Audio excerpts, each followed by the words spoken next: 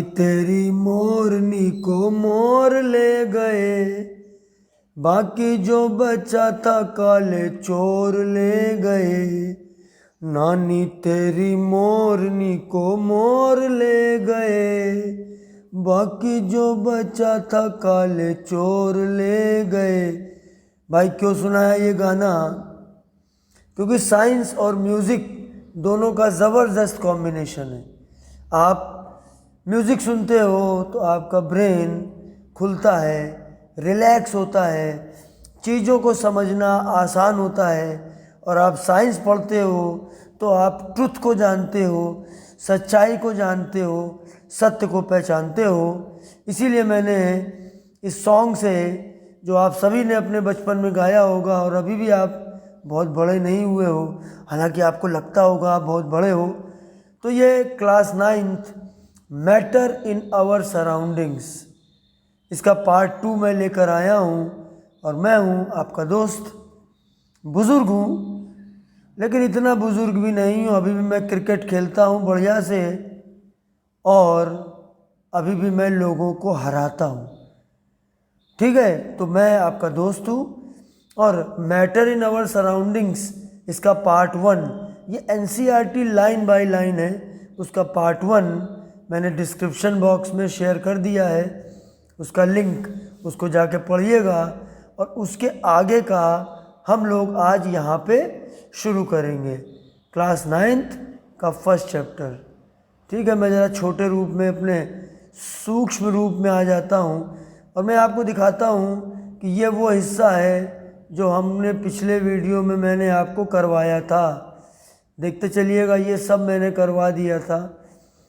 और NCERT open कर लीजिए। यहाँ तक का काम हुआ था, मैं भी पूरा सारा मटेरियल को पढ़ रहा हूँ और आज हम लोगों को यहाँ से शुरू करना है। तो चलो भैया जल्दी से इसको शुरुआत कर देता हूँ। तो अब मैं बढ़ूँगा आगे और आएंगे हम स्टेट्स ऑफ मैटर में। स्टेट्स ऑफ मैटर आपने इसके पहले भी पढ़ा होगा। 3 स्टेट्स होती हैं, सॉलिड, लिक्विड, गैस। ये 3 केमिस्ट्री में चलेंगी 9th 10th में, 11th 12th में, और उसके आगे भी कंपटीशन लेवल की प्रिपरेशन में भी यही 3 स्टेट का मेन खेल होगा। हालांकि और भी स्टेट होती हैं, एक अगली होती है प्लाज्मा, और उसके बाद होती है बोस आइंस्टाइन कंडेंसेट। थोड़ा सा इसके बारे में यहाँ पर दिया हुआ है, लेकिन बेसिकली आप फोकस करना 3 स्टेट पे, सॉलिड, लिक्विड और गैस। सॉलिड जैसे आइस, ठंडी ठंडी ice, cool cool ice, liquid water और वाटर वेपर गैस।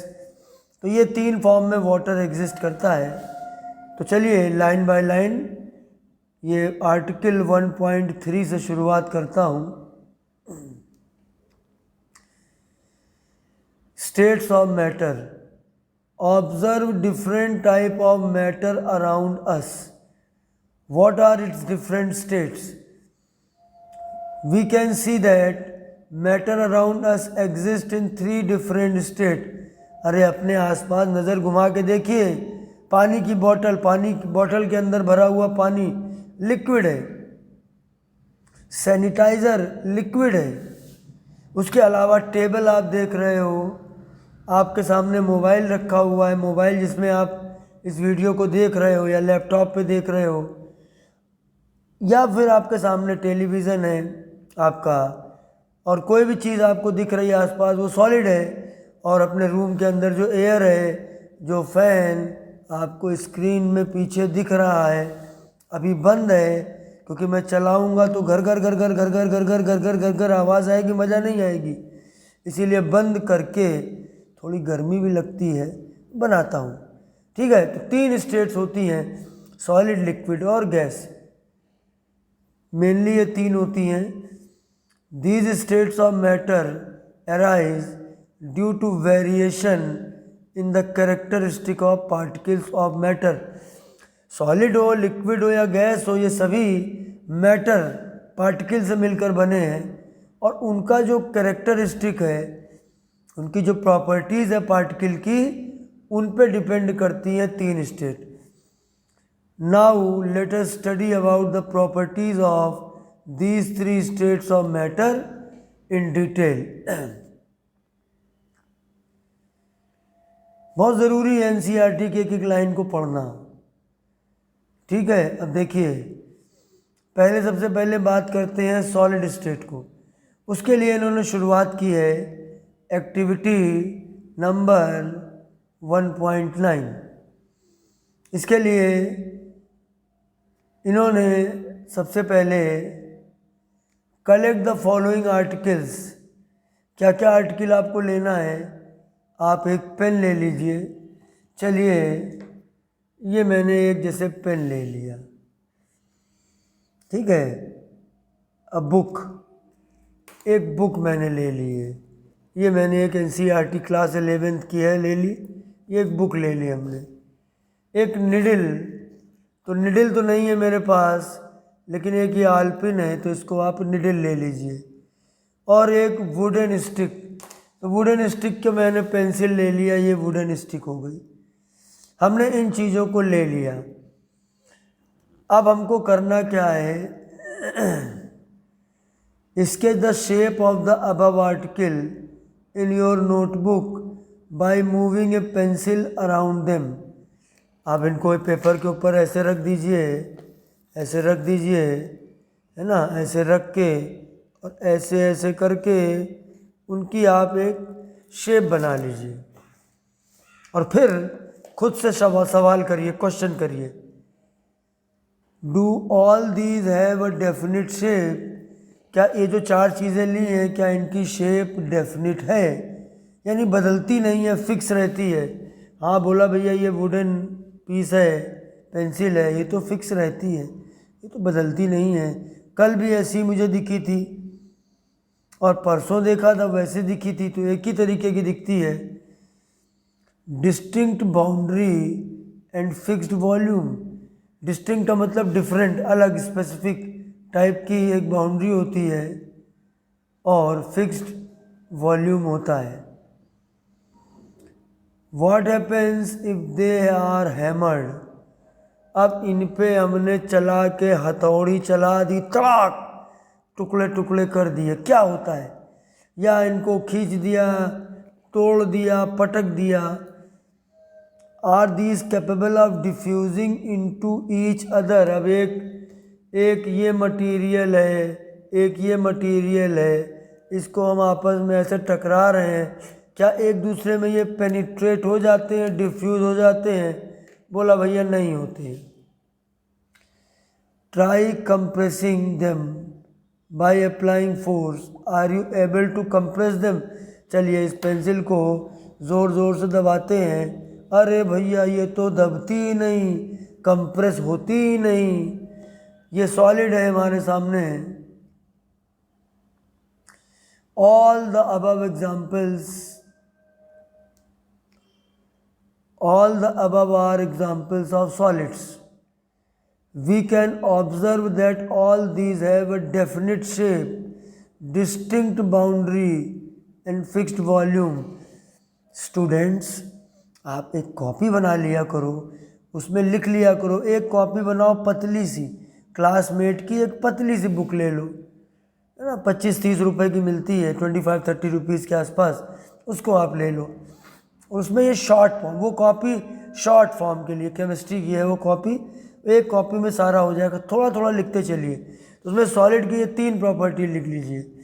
पहली है हमारी definite shape, distinct boundary and fixed volume. अच्छा, volume that is have negligible compressibility, कि मतलब वो कंप्रेसिबल नहीं होते हैं। मेरे हिसाब से तो नॉन कंप्रेसिबिलिटी होना चाहिए। Solids have a tendency to maintain their shape when subjected to outside force. ठीक है, वो अपने आप को मेंटेन रखते हैं। ये मेरे पास पेन है, इसको मैं दबाऊंगा, इसकी शेप चेंज नहीं हो रही है। Solids may break under force, but it is difficult to change their shape.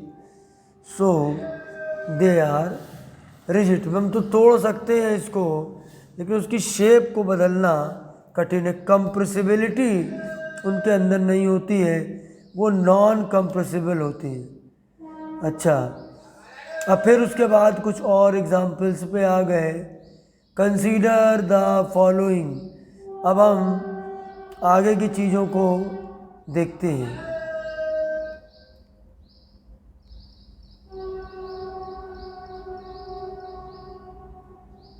यहाँ से है हमारा।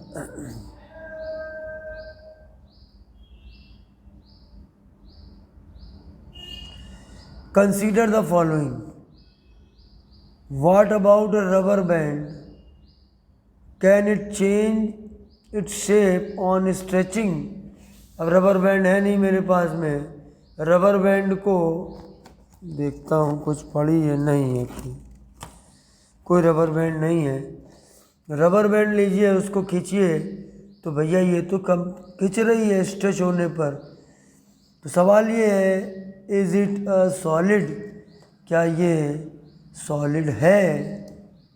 तो ये मन में आता है कि भैया ये क्या है फिर, क्योंकि अगर सॉलिड नहीं है तो फिर लिक्विड है या गैस है। लिक्विड या गैस तो लग नहीं रही है ये। फिर what about sugar and salt? When kept in different jar these take the shape of the jar. अपने किचन में जाइए, अब मम्मी ने वहाँ पर जार रखे होंगे, एक के अंदर सॉल्ट होगा, एक के अंदर शुगर होगा। आप ध्यान से देखिए, तो शुगर और सॉल्ट को जो शेप में जार के रखा गया है उसी शेप में दिख रहे हैं। तो क्या ये सॉलिड है? आप शुगर वाले में ऐसे हाथ डालेंगे तो आपको वो दबता हुआ नज़र आएगा। और अगली चीज़ है, कोई स्पंज ले लीजिए।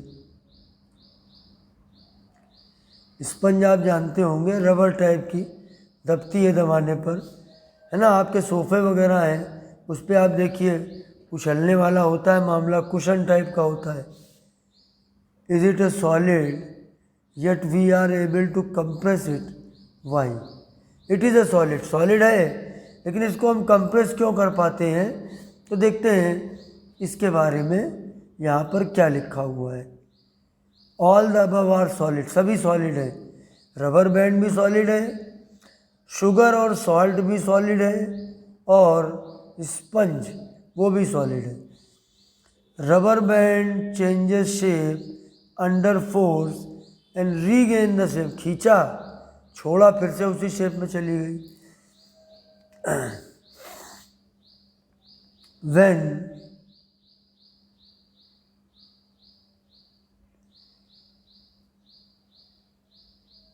when the force is removed, if excessive force is, और ज़्यादा ज़ोर से खींच दिया तो चट से टूट गया, तो वो भी सॉलिड है। फिर the shape of each individual sugar और सॉल्ट क्रिस्टल रिमेन्स फिक्स्ड। आप उसके अंदर कोई भी टुकड़ा चीनी का निकालिए, क्रिस्टल निकालिए, वो शेप नहीं चेंज हो रही है, वो कंप्रेसिबल भी नहीं है। वो तो दो पार्टिकल के बीच में एयर है तो हम दबा लेते हैं उसको, लेकिन एक टुकड़ा लेके दबाइए वो नहीं दबेगा। दबाएंगे टूट जाएगा, वो टूट जाएगा, वो कंप्रेस नहीं हो रहा है। कंप्रेस होना अलग चीज़, टूटना अलग चीज़। अच्छा, whether we take it in our hand, put it in a plate और इन ए जार, कहीं भी रखिए, चीनी के कुछ क्रिस्टल को हथेली पे रखिए, उनको टेबल पे रखिए, उनको प्लेट पे रखिए, या उनको गैस जार में रखिए, कोई फ़र्क नहीं पड़ता है। स्पंज, स्पंज में माइन्यूट होल्स होते हैं, छोटे छोटे, जैसे ये स्पंज का टुकड़ा है तो इसके बीच में पोर्स होते हैं, उन पोर्स में एयर भरी होती है। जब उसको दबाते हैं तो एयर निकल जाती है, छोड़ते हैं तो फिर एयर भर जाती है। इन विच एयर इज ट्रैप्ड। देखिए जो होल्स लिखा है ना, इनके लिए आप एक टर्म लिख लीजिए कॉपी में, pores, PORES, in which air is trapped. When we press it, the air is expelled out and we are able to compress it. ठीक है। अच्छा, उसके बाद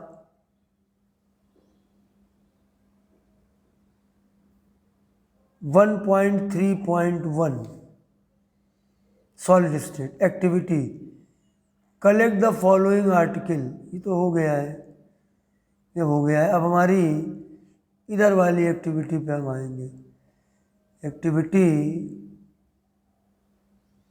1.32। देखिए, जब आप एनसीईआरटी की एक एक लाइन पढ़ लेंगे तो पहले आपका काम ये ओके हो जाएगा, आपने अपना सिलेबस सिस्टमेटिकली कंप्लीट कर लिया। तो आपको एक एक लाइन उसमें समझ में आ जाएगी। आपका 90% काम स्कूल लेवल का कंप्लीट हो जाएगा, बोर्ड लेवल का कंप्लीट हो जाएगा, है ना। अब देखिए एक्टिविटी। अब आप कहते हो कि सर सिर्फ हम जो है हम लोग इसलिए थोड़ा ना पढ़ रहे हैं कि हमें अपना एकेडमिक लेवल अच्छा करना है या बोर्ड में मार्क्स सिर्फ लाने हैं। हमें कंपटीशन लेवल में हमें आईआईटी क्वालिफाई करना है, हमें नीट क्वालिफाई करना है। तो ठीक है ना, उसके लिए मैं आपको डिटेलिंग दूंगा, कुछ इसी के साथ लाइन बाय लाइन, कुछ अलग से, कुछ रिफ्रेशर के थ्रू, सब बताऊंगा। अब हम क्या कलेक्ट करें? Water, cooking oil, milk, juice, cold drink. Container of different shape, put a 50 ml mark on these container using a measuring cylinder from the laboratory। measuring cylinder देखिए ऐसा होता है, इसमें अलग अलग वॉल्यूम का होता है।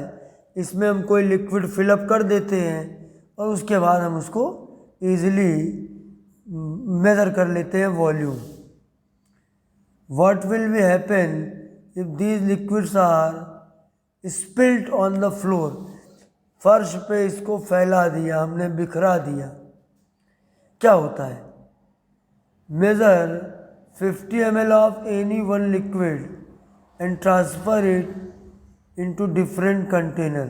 भाई पहले तो ये बोला है कि लिक्विड को स्प्लिट कर दिया, वाटर, कुकिंग ऑयल फैला दिया, वो फैल जाएगा। और फिर क्या होता है कि अगर 50 ml मेज़र किया एक लिक्विड का और उसको अलग किसी कंटेनर में डाल दिया, does the volume remain the same? तो क्या वॉल्यूम सेम रहेगा? तो बिल्कुल सेम रहेगा। अब मान लो दूध वाले भैया हमको दूध देने के लिए आए, हमारे घर में 3 लीटर दूध आता है, हमारे पास में बड़ी बाल्टी है 5 लीटर की। 5 लीटर की बाल्टी में हमने 3 लीटर मिल्क डाला, तो वो 5 लीटर नहीं रह जाएगा, वो 3 लीटर ही रहेगा। और फिर 10 लीटर की बड़ी बाल्टी में हमने 3 लीटर डाला, तो वो तब भी 3 लीटर रहेगा। तो यही ये पूछ रहा है। अच्छा,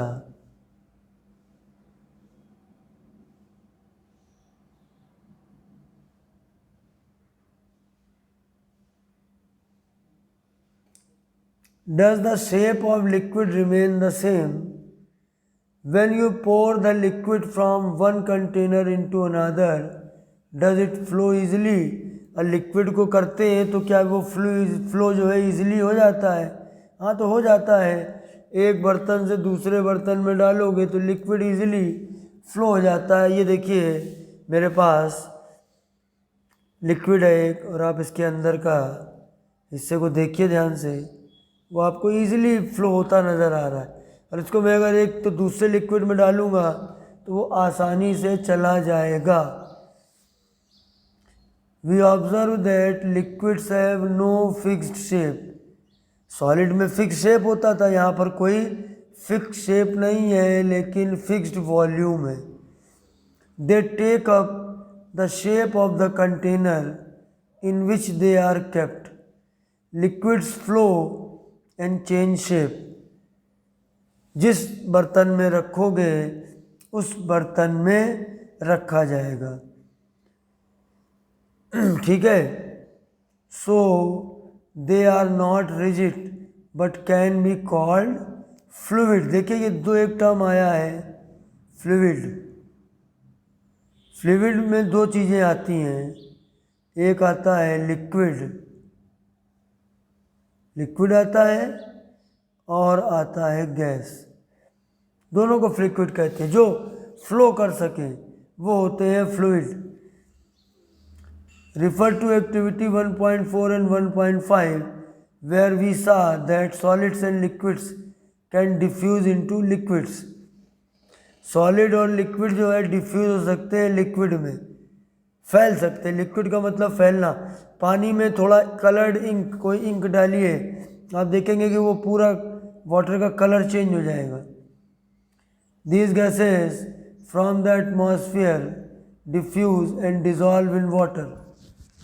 These gases, especially oxygen and carbon dioxide, are essential for the survival of aquatic animals in plant। ये बात आप जानते ही हैं। अच्छा, all living creatures need to breathe for survival. The aquatic element can breathe underwater due to presence of dissolved oxygen in water. पानी में 4 to 5% oxygen dissolve हो जाती है। एक्वेटिक लाइफ के लिए इतनी सफिशिएंट है। Thus, we may conclude that solid, liquid and gases can diffuse into liquids. Liquid में सॉलिड भी, लिक्विड भी और गैस भी डिफ्यूज हो सकता है। Rate of diffusion of liquid is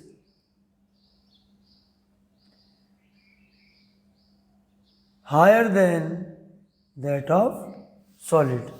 liquid जल्दी डिफ्यूज होता है। This is due to the fact that in liquid state particles move freely and have greater space between each other at compared to the solid state। तो ये हमने दो बातें समझ ली, सीख ली। तीसरी बात पे आते हैं, गैसियस स्टेट। बात करते हैं गैसियस स्टेट की। Have you ever observe a balloon seller filling a large number of balloons from a single cylinder of gas. Balloon गलियों में आपको बेचते हुए नज़र आएंगे, बलून सेलर। तो वो बलून वैसे भी कुछ फूले हुए रखे रहते हैं, तो कुछ वो ऐसे ही रखे रहते हैं और वो उनको भरते रहते हैं, फिल करते रहते हैं। उसके लिए एक सिलेंडर लिए रहते हैं। क्या होता है उन सिलेंडर में? तो आजकल उन सिलेंडर में जो गैस दी जाती है वो गैस है हीलियम। हीलियम गैस है, उसका सिंबल होता है He। पहले H2 gas, hydrogen gas fill की जाती थी, वो हीलियम से भी हल्की होती है लेकिन हाईली इन्फ्लेमेबल होती है, आग लग जाती थी। इसलिए अब हीलियम का यूज़ किया जाता है और हाइड्रोजन का यूज़ बंद कर दिया जाता है। तो ये कह रहे हैं कि भैया inquire from him how many balloon is he able to fill from one cylinder. Ask him which gas does he have in the cylinder. उसको क्या मालूम कि ये कौन सी गैस है?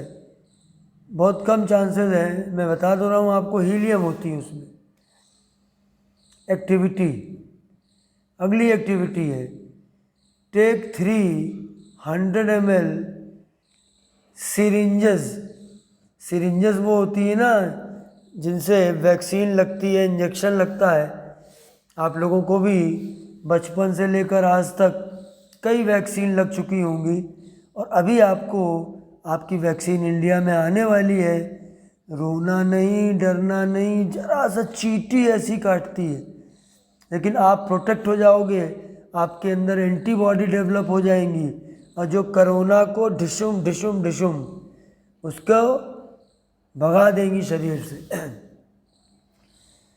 एंड क्लोज देयर नोजल्स, जो उसका ऊपरी हिस्सा होता है उसको नोजल बोलते हैं, रबर कॉर्क से कर दिया। नीचे के फिगर में दिखाया गया है। Remove the piston from all, piston वो है जो पार्ट जो ऊपर नीचे होता है उसमें, from all the syringes, leaving one syringe untouched, एक को छुओ नहीं। Fill water in the second, pieces of chalk in the third, मतलब पहले में कुछ नहीं किया तो मतलब एयर भरी हुई है, गैस हो गई, और दूसरे में वाटर तो लिक्विड हो गया, और तीसरे में चॉक के टुकड़े तो वो सॉलिड हो गया। Insert the piston back into the syringe. You may apply some Vaseline on the piston before inserting them. Lubrication के लिए वैसलीन, ताकि वो easily piston up and down move कर सके। अच्छा,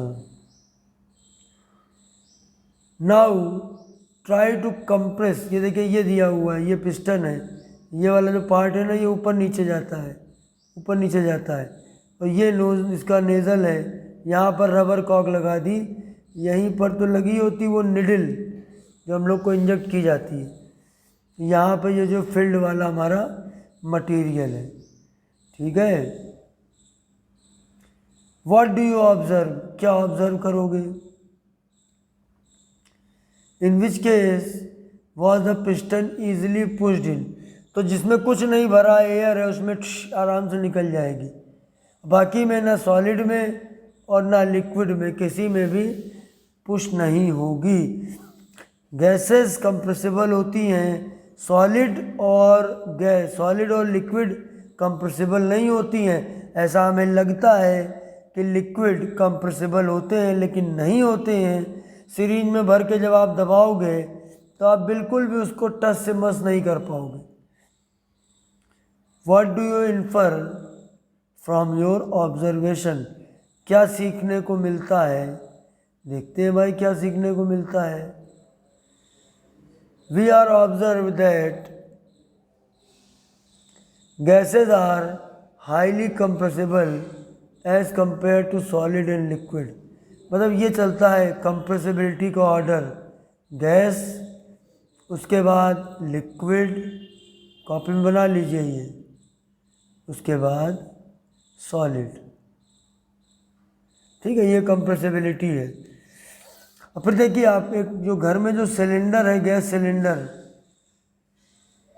मैं आपके घर में या तो गैस सिलेंडर यूज़ होता होगा किचन में, liquefied petroleum gas LPG gas cylinder जो होता है, इसके अंदर दो गैसेस होती हैं, कॉपी पे लिखिए।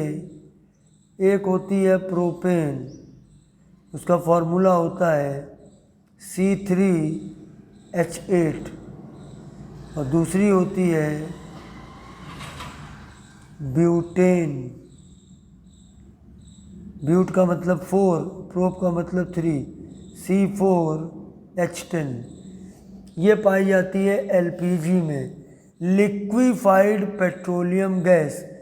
जब ज़मीन से पेट्रोल निकाला जाता है तो उसके साथ एक गैस निकलती है, उसको बोलते हैं नेचुरल गैस।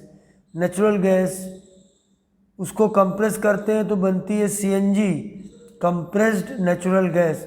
उसी के अंदर बहुत सारी चीज़ें होती हैं, बहुत सारी गैसेस होती हैं, उसी में से प्रोपेन और ब्यूटेन को निकाल के गैस सिलेंडर के अंदर फिल करके हम लोग उससे खाना पकाने का काम करते हैं, ठीक है। तो LPG हो गया। अच्छा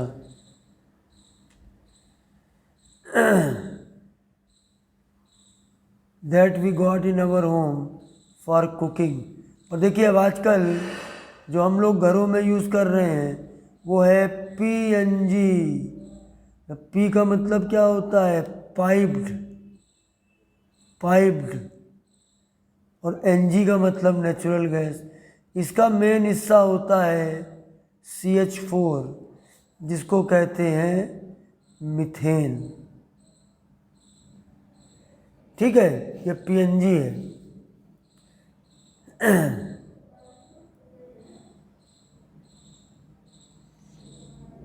अच्छा, supplied to hospital in cylinder in compressed gas. तो कंप्रेस करने से क्या होता है, गैस के मॉलिक्यूल जो दूर दूर हैं पास में आ जाते हैं, नहीं तो बहुत बड़े सिलेंडर बनाने पड़ेंगे। ऐसे गैस थोड़े सिलेंडर कम छोटे सिलेंडर में भी काम बन जाता है। तो compressed natural gas is used in fuel these days in vehicles due to its high compressibility. Large volume of a gas can be compressed into a small cylinder and transported easily.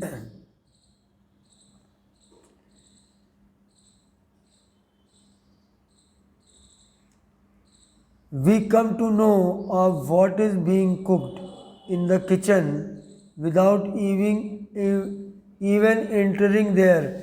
अब अंदर से बड़ी अच्छी खुशबू आ रही है, हम जान जाते हैं कि मम्मी आज क्या बना रही है। बोला आज मटर पनीर बन रही है, बोला आज छोले बन रहे हैं, आज तो भाई राजमा बन रहा है, आज तो कढ़ाई पनीर बन रही है। हम लोग जान जाते हैं किचन में जाए बिना। कैसे जान जाते हैं? बाय द स्मेल, डिफ्यूज़न से गैसेस फैलती हैं एयर में, that reaches in our nostrils. How does this smell reaches? The particles of the aroma, खुशबू of food mix with the particles of air spread from the kitchen reaches and even farther away. पड़ोसी के घर से भी कभी कभी smell आ जाती है। और हमारे घर में बनी है पालक की पालक और सोया मेथी की सब्जी, और बगल में बन रहा है मटर पनीर, तो वहाँ की खुशबू से हमारा जी ललचाता। भाई मैं वेजिटेरियन हूँ, इसलिए मैं नॉनवेज की बातें नहीं जानता हूँ।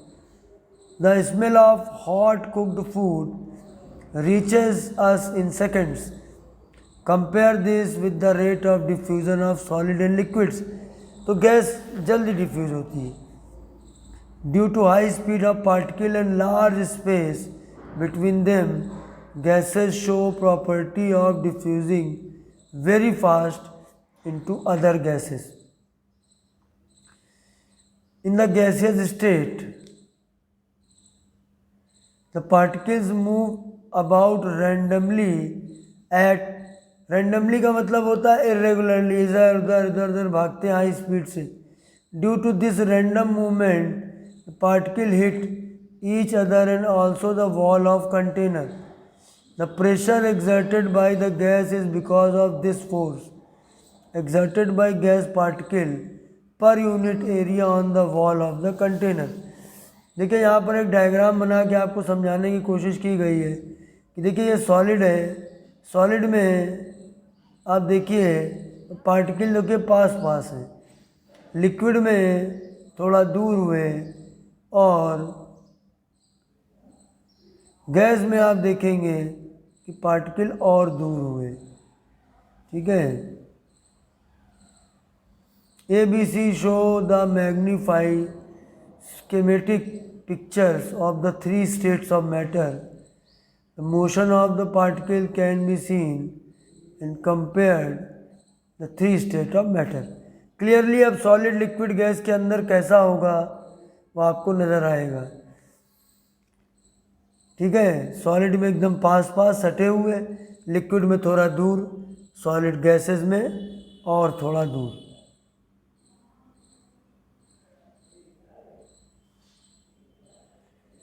तो देखिए हमारा अब आर्टिकल, देखिए क्वेश्चन तो हम लोग बाद में करेंगे, ये जो क्वेश्चन दिए गए हैं तो बाद में सारे क्वेश्चन एक साथ। जब ये हमारा लाइन टू लाइन कंप्लीट होगा तो नेक्स्ट जो वीडियो आएगा उसमें जितने क्वेश्चन होंगे वो चाहे एक्सरसाइज के साथ चल रहे हो एनसीईआरटी में तो या फिर लास्ट में दिए वो सारे मैं एक साथ सिंगल वीडियो बनाऊंगा और मैं आपको वाइट बोर्ड में उसका पूरा डिटेल में आपको बनाऊंगा, पूरा आपका वो चैप्टर तैयार हो जाएगा। ठीक है, और ये अब हम लोग आर्टिकल 1.3 कंप्लीट, अब आएंगे आर्टिकल 1.4 में। Article 1.4 can matter change it's state. 3 state पे फोकस करिए, सॉलिड, लिक्विड, गैस। तो क्या कोई मैटर अपनी स्टेट को चेंज कर सकता है? We all know from our observation that water can exist in three states of matter: solid as ice, liquid as the familiar water, and gas as water vapor. What happens inside the matter during this change of state? What happens to the particles of matter during the change of state? How does this change of state take place? We need answer to these questions. तो मतलब ये कैसे change होता है, क्या उसके अंदर change होता है, इस तरीके के सवालों के हमको जवाब अब इसमें ढूंढने हैं।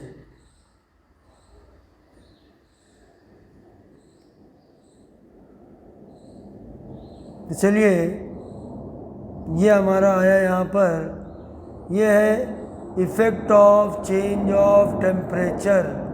Effect of change of temperature, पहले टेम्परेचर के लिए लिखेंगे। अब देखिए, टेम्परेचर को हम मेज़र करते हैं जिस इंस्ट्रूमेंट से, उस इंस्ट्रूमेंट को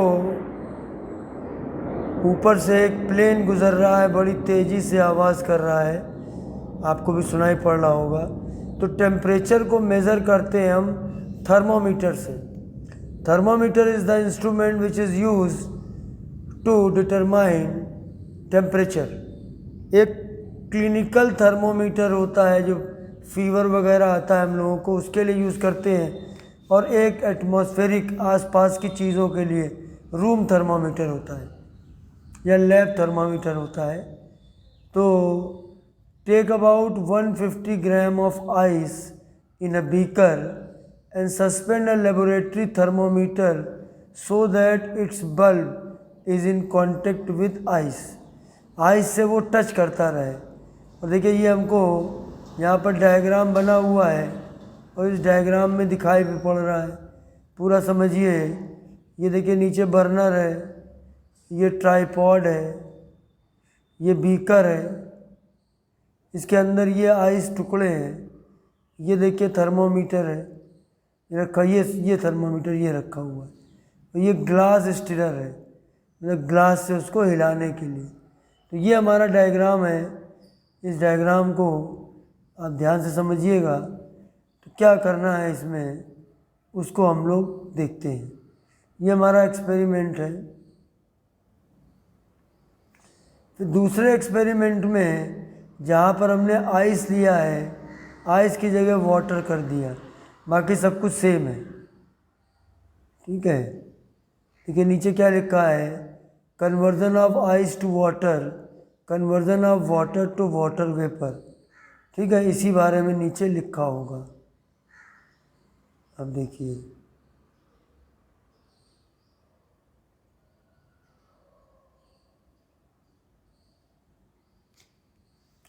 start heating the beaker on A low flame, धीमे धीमे से उसको हीट करेंगे, हैं,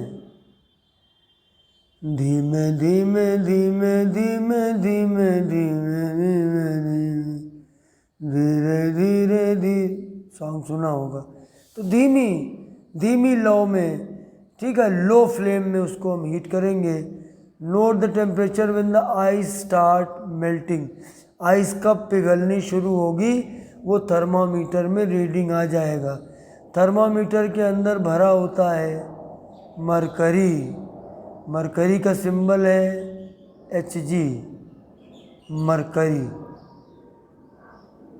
जब मैं ये भी लाइन टू लाइन इसको कंप्लीट करूँगा तो फिर मैं वाइट बोर्ड पे जाके कुछ बातें ऐसी हैं जो मैं वाइट बोर्ड पे समझाऊँगा तो आपको ज़्यादा मज़ा आएगी, ठीक है। तो टेम्परेचर को हम लोग मेज़र करेंगे। Note the temperature when all the ice has converted into water. Record your observation for this conversion of solid to liquid state. Now put a glass rod in the beaker and heat while stirring till the water starts boiling. जब तक वो उबलने लगे, boil न करने लगे, उसके अंदर से फ्यूम्स निकलने लगेंगी, गैस निकलती हुई वाइट वाइट नज़र आएगी। Keep a careful eye on the thermometer, reading till most of the water has vaporised. तो उसकी रीडिंग आपको लेनी है थर्मोमीटर में। Record your observations for the conversion of water in the liquid state to the gaseous state. यानी जो दो experiment बने हुए थे डायग्राम, उसको करेंगे। एक में लिक्विड को वेपर में, सेकंड वाले में लिक्विड को वेपर में, यानी लिक्विड वाटर को स्टीम में, और पहले वाले में आइस को लिक्विड वाटर में कन्वर्ट हम लोग करेंगे। On increasing the temperature of solid, kinetic energy.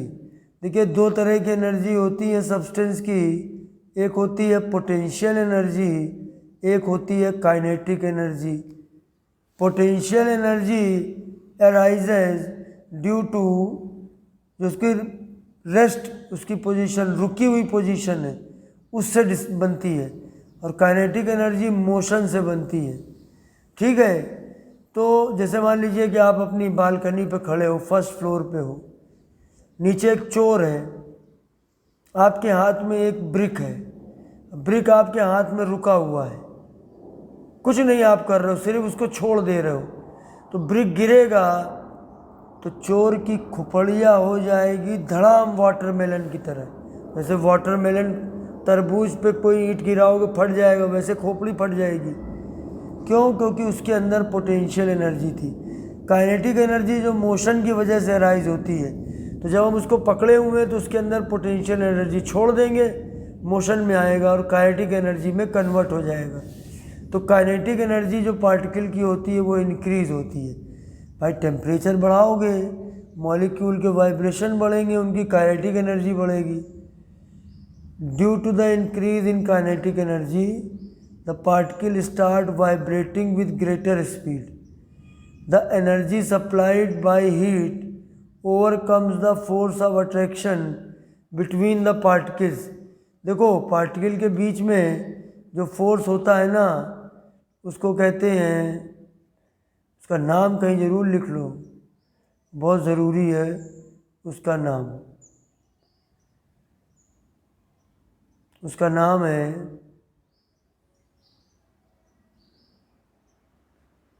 और मैं देख रहा हूँ कि एनसीईआरटी में ये लाइन नाम नहीं लिख रहे हैं, लिखिए इंटर मॉलिकुलर फोर्स। केमिस्ट्री का बहुत एक फेमस टर्म है कि मॉलिक्यूल के बीच में लगने वाले फोर्सेस, तो पार्टिकल के बीच में फोर्सेस लग रहे होते हैं, इंटर मॉलिकुलर फोर्सेस।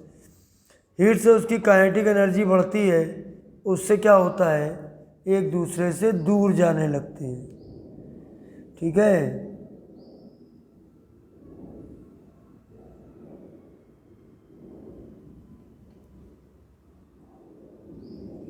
देखिए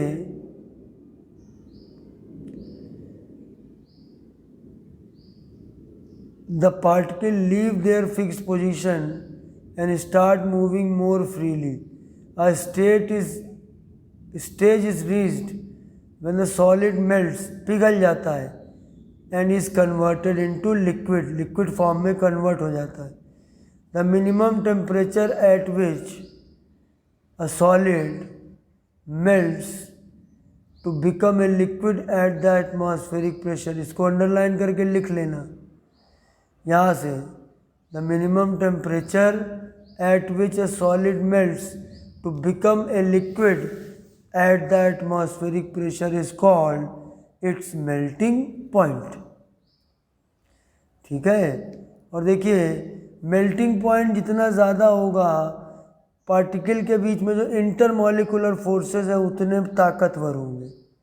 ठीक है, मेल्टिंग पॉइंट की वैल्यू डिग्री सेंटीग्रेड में, डिग्री सेल्सियस में या डिग्री केल्विन में हम लोग निकालते हैं। देखिए ये डेफिनेशन दी हुई है, डेफिनेशन दी हुई, the melting point of A solid is an indication of the strength of force of attraction between the particle. जितनी ज़्यादा स्ट्रेंथ होगी उतनी ज़्यादा उसका मेल्टिंग पॉइंट होगा। ठीक है, फिर देखिए melting point of ice is 273.15 kelvin के होता है केल्विन। एक यूनिट होता है डिग्री सी, डिग्री सेल्सियस, और एक होता है केल्विन। ठीक है, तो डिग्री सी को जब केल्विन में चेंज करते हैं, देखिए सेल्सियस में टेम्परेचर में अगर 273.15 ऐड कर दोगे तो वो केल्विन में टेम्परेचर निकल आता है। क्या लिखा है? The melting point of ice is, याद कर लीजिए, 273.15 केल्विन। इसको हम लोग राउंड ऑफ करके 273 केल्विन लेके चलते हैं। The process of melting that is change of solid state into liquid state, उसका एक दूसरा नाम है fusion. When A solid melts its temperature remains the same, so where does the heat energy go? आप thermometer लगाए हुए हो, आपका टेम्परेचर पहुंचा 0 डिग्री सी, 0 डिग्री सी पहुंचा, आपने वैसे रख के छोड़ा हुआ है, फिर आपने देखा कि सॉलिड अचानक लिक्विड में कन्वर्ट हो गया। जो लिक्विड मिला उसका टेम्परेचर भी है 0 डिग्री सी। तो टेम्परेचर में फ़र्क नहीं पड़ा तो एनर्जी कहाँ गई? एनर्जी जो गई उसको एनर्जी को बोलते हैं लेटेंट हीट, और वो खर्च होती है फिजिकल स्टेट को चेंज करने में। ठीक है, लेटेंट का मतलब होता है हिडन, छुपी हुई। हिंदी में बोलते हैं गुप्त, हिडन का मतलब होता है गुप्त। You must have observed during the experiment of melting that the temperature of the system does not change after the melting point is reached till all the ice melts. This happens even though we continue to heat the beaker. That is, we continue to supply heat. This heat gets used up in changing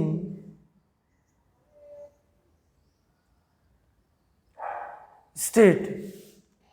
है ना, state को change करने में खर्च होता है force of attraction between the particles. As the heat energy is absorb by ice without showing any rise in temperature, it is considered that it gets hidden into the contents of the beaker and is known as latent heat. The word latent means hidden. The amount of heat, देखिए definition लिखी है, heat energy that is required to change 1 kg of solid into liquid eight atmospheric pressure at its melting point is known as latent heat of fusion. ये एक constant value होती है। So particles in water at 0 degree C 273 K have more energy as compare to particle in ice at the same temperature. बहुत important बात लिखी है, देखिए 273 kelvin ice और 273 केल्विन वाटर, इसमें वाटर की एनर्जी ज़्यादा होगी और आइस की एनर्जी कम होगी। आइस से वाटर में आने में जो एनर्जी है उसके अंदर हुई वो टेम्परेचर को चेंज होने में नहीं शो हो रही है, क्योंकि फिज़िकल स्टेट चेंज हुआ। क्योंकि जो हीट सप्लाई करते हैं उससे या तो टेम्परेचर चेंज होता है या फिर स्टेट चेंज होती है। अगर स्टेट चेंज होगी तो टेम्परेचर चेंज नहीं होगा, इसीलिए थर्मोमीटर में वो रीडिंग नहीं आती।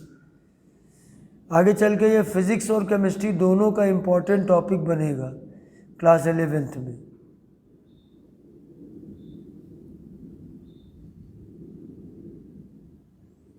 When we supply heat energy to water, particles start moving even faster, और तेज भागने लगेंगे।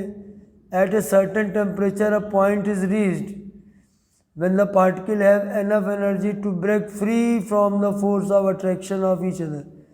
ये जो ऊपर साइड के जो मॉलिक्यूल हैं इनकी एनर्जी बाकियों से ज़्यादा होती है। इसलिए ये वो सरफेस को छोड़ते हैं और बॉइलिंग का प्रोसेस हमारा होता है। देखिए ये डेफिनेशन भी नोट कर लीजिएगा। The temperature at which a liquid start boiling at the atmospheric pressure is known as its boiling point. Boiling is a bulk phenomena.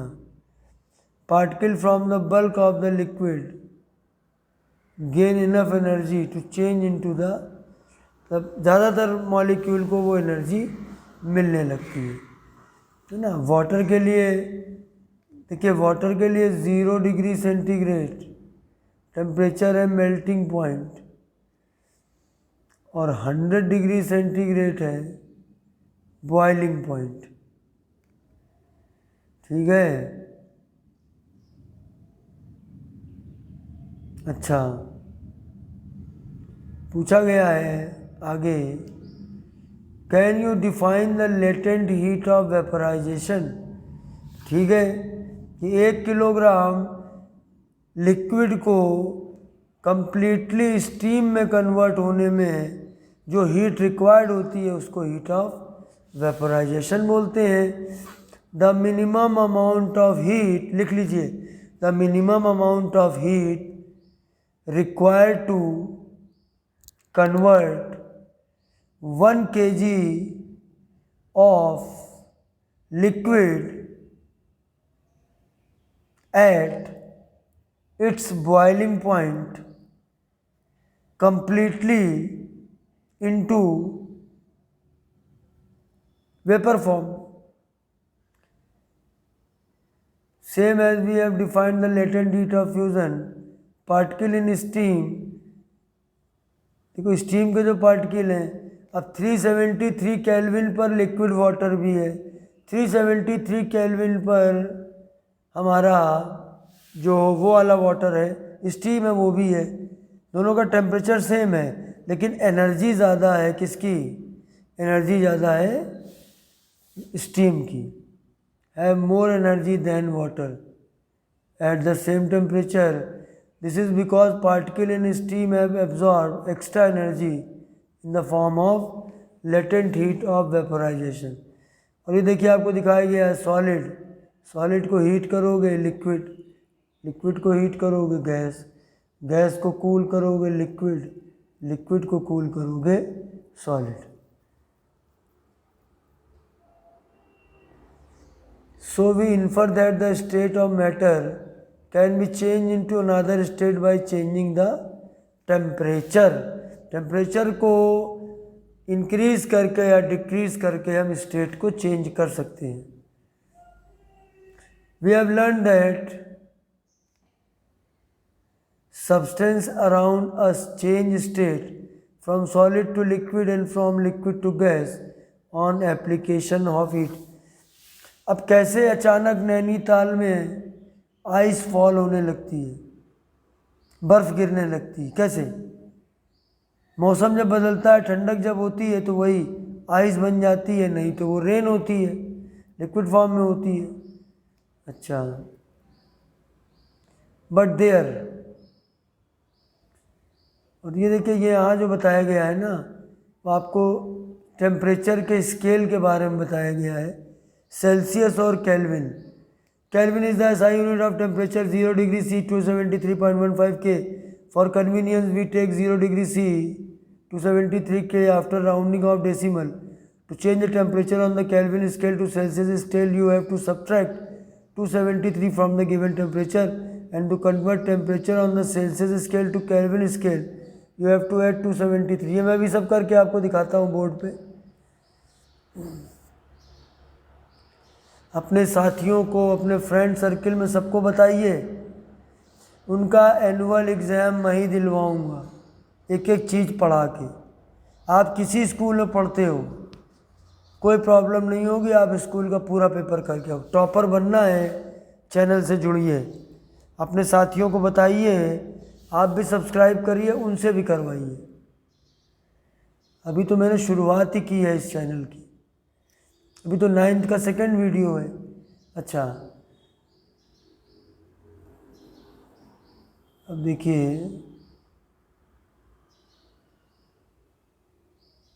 इसके बाद इधर है हमारा change directly from solid state to gases state and vice versa without changing into liquid state.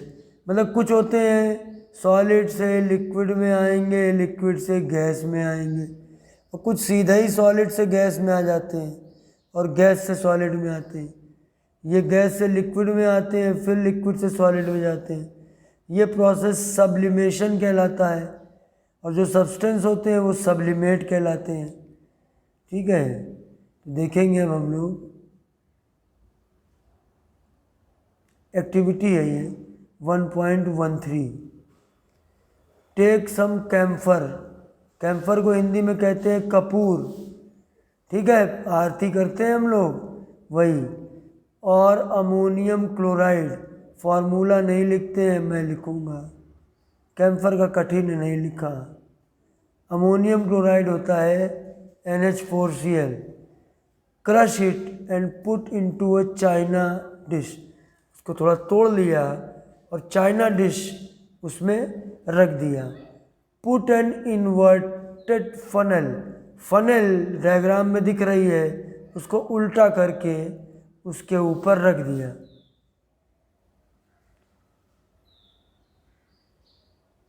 Put A cotton plug on the stem of the funnel, funnel के हिस्से में उस पर कॉटन जो है को लगा दिया।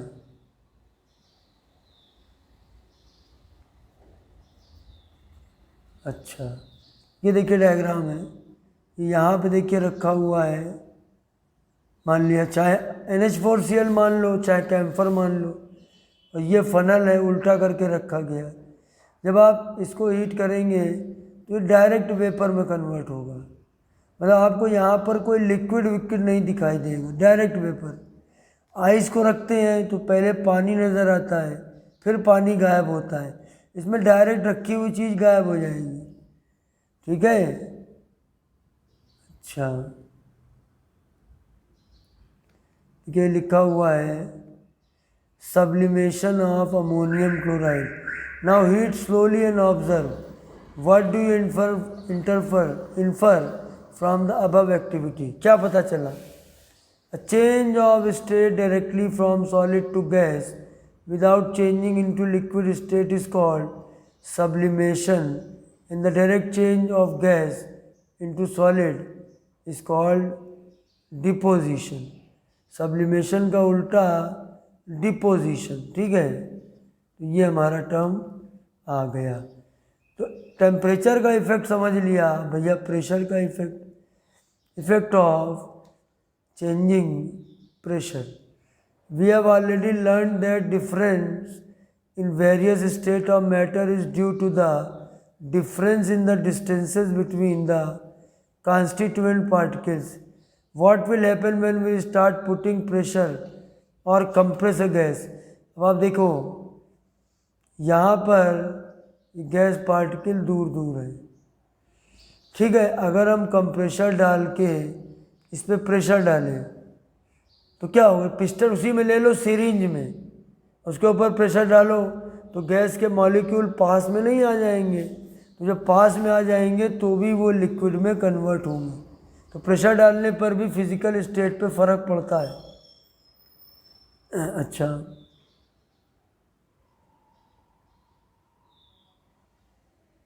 enclosed in a cylinder, will the particle come closer? Yes.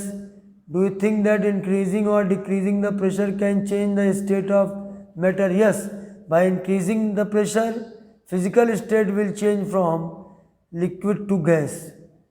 While decreasing the pressure, gas to liquid.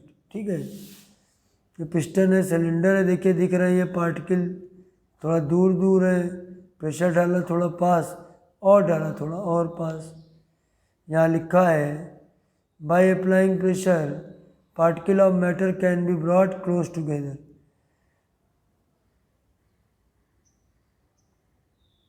Applying pressure and reducing temperature, देखिए ये याद कर लीजिए, applying pressure, reducing temperature, these are two conditions for liquefaction of gas. कभी कभी एक से काम चल जाता है, कभी कभी दोनों लगानी पड़ती है।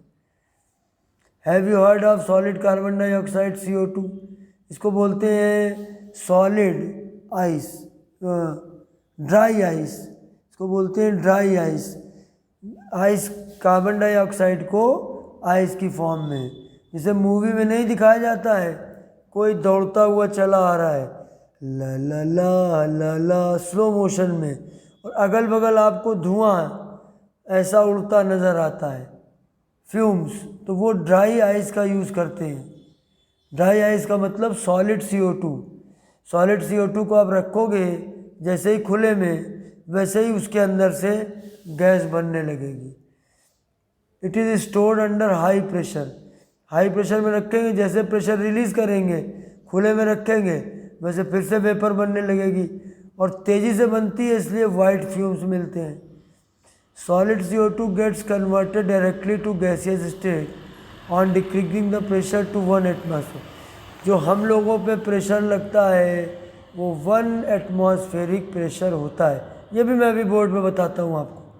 Without coming into liquid state, this is the reason that solid CO2 is also known as dry ice. याद कर लेना। Thus we can say that pressure and temperature determine the state of a substance, whether it will be solid, liquid or gas। ठीक है, देखिए ये आपको diagram दिया हुआ है, इंटर कन्वर्सन, सॉलिड से लिक्विड, लिक्विड से गैस, गैस से सॉलिड। इधर चलो, किसी भी तरफ चलो। अब आपको सॉलिड से लिक्विड बना, उसको कहते हैं फ्यूज़न, और लिक्विड से सॉलिड बना, उसको बोलते हैं सॉलिडिफिकेशन। लिक्विड से गैस बनी, उसको बोलते हैं वेपोराइजेशन, और गैस से लिक्विड बनी, उसको बोलते हैं कंडेंसेशन। और सॉलिड से गैस बनी सब्लिमेशन, गैस से सॉलिड बनी डिपोजिशन। ये नाम अच्छे से याद कर लेना, बहुत ज़रूरी है। इंटर कन्वर्जन है। और ये देखिए आपको यहाँ पर प्रेशर के बारे में बताया गया है। प्रेशर के बारे में क्या बताया गया है? Atmosphere ATM is the unit of measuring pressure exerted by A gas. The unit of pressure is pascal, scientist का नाम है। 1 एटमॉस्फेयर इतने PA का मतलब पास्कल होता है, शॉर्ट फॉर्म है पास्कल की। The pressure of an in atmospheric is called atmospheric pressure. Air का जो प्रेशर होता है एटमॉस्फेयर में, वो होता है एटमॉस्फेरिक प्रेशर। और जो सी लेवल पे ये वैल्यू 1 ATM है, is also taking as normal atmospheric pressure. उसके बाद ये क्वेश्चन हैं जो अभी नहीं करेंगे। अगला प्रोसेस है हमारा, जिसमें बॉयल नहीं करना है, एवेपोरेशन। अब आजकल मानसून चल रहा है, घर के बाहर खड्डे होते हैं, रोडों पे, रोड्स पे खड्डे होते हैं, भर जाते हैं। जब हम निकलते हैं तो देखते हैं नाली भरी हुई है, रोड काफ़ी गीली है, पानी जगह जगह भरा हुआ है। अभी 2 दिन बारिश नहीं होती है तो सब गायब हो जाता है। ये प्रोसेस बिना हीट किए होता है। धीमे धीमे एटमॉस्फेयर से हीट को ले लेके धीमे धीमे वो पार्टिकल ऊपर उड़ने लगते हैं, इवेपोरेट हो जाते हैं। ये बॉइलिंग नहीं है, ये अपने आप होने वाला process. Do we always need to heat or change pressure by changing the state of matter? Can you quote some example from everyday life where change of state from liquid to vapor takes place without the liquid reaching to boiling point? Water when left uncovered slowly changes into water. अपने घर में एक glass में पानी रख दो, ऐसी जगह रख दो जहाँ तक कोई पहुँचता ना हो, वो फैले नहीं। उसके बाद आप उसको छोड़ दो। आप 1 हफ्ते बाद जाओगे तो आपको पानी कम मिलेगा, इवेपोरेट हो गया, निकल गया। कपड़े गीले होते हैं, वेट क्लॉथ्स होता है, इनको सुखाया जाता है, पानी उड़ जाता है। ये 2 एग्जाम्पल हैं। We know that particles of matter are always moving, कभी नहीं रुकते, लगातार ऐसे ऐसे ऐसे ऐसे भागा करते हैं। at a given temperature in any gas, liquid or solid, these are particles with different amounts of kinetic energy. In the case of liquids, small fraction of particles at the surface having higher kinetic energy is able to break away from the forces of attraction of other particles and convert it into vapour. वो तेज़ी से भागते हैं और अपनी state को change कर लेते हैं.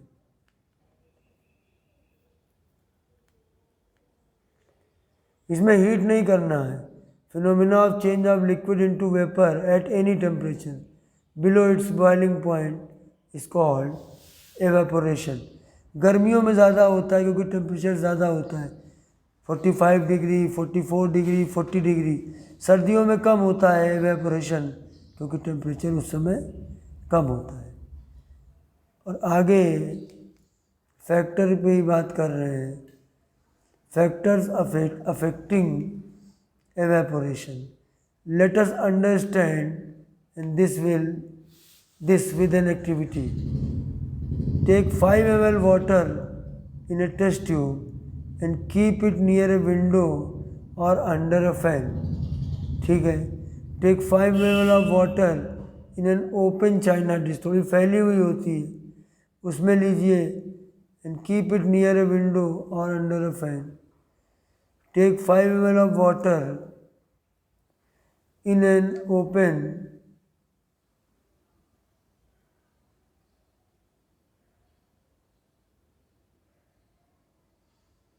china dish and keep it inside a cupboard or on a shelf in your class. 3 तरह की चीज़ें ले ली.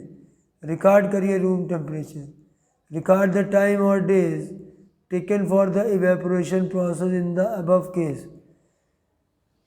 4 दिन बाद देखिए, 5 दिन बाद देखिए.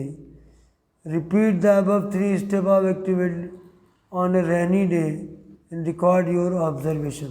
जिस दिन बारिश हुई है उस दिन भी इसको आप रिकॉर्ड करिए, क्योंकि बारिश जब होती है तो ह्यूमिडिटी ज़्यादा होती है, एयर में वाटर वेपर ज़्यादा होता है, तो इवेपोरेशन कम हो जाता है. और टेम्परेचर ज़्यादा होगा, खुले में रख रहे हैं खिड़की के पास, वहाँ एयर है, वहाँ थोड़ी एयर पास होती है, वहाँ का टेम्परेचर, भाई हमको भी गर्मी लगती है तो हम खिड़की के पास खिसक जाते हैं, वहाँ का टेम्परेचर थोड़ा कम होता है, थोड़ी ठंडक महसूस करते हैं. What do infer about the effect of temperature, surface area and wind velocity. 3 बातें आई. एक में आपने क्या किया था, टेस्ट ट्यूब ली थी, एक में आपने चाइना डिश ली थी. इस तरह के चाइना डिश में पानी फैल जाए, वैसे भी जैसे मान लिया कभी टेबल पे पानी फैल गया तो हम क्या करते हैं, कपड़े से उसको और फैला देते हैं, सरफेस एरिया बढ़ जाता है, इवेपोरेशन बढ़ जाता है. इवेपोरेशन 3 चीज़ों से बढ़ता है, टेम्परेचर बढ़ाने से, सरफेस एरिया बढ़ाने से और विंड की स्पीड बढ़ाने से भी बढ़ता है. और ह्यूमिडिटी होने से, ह्यूमिडिटी जितनी ज़्यादा होगी उतना इवेपोरेशन कम होता है. ठीक है.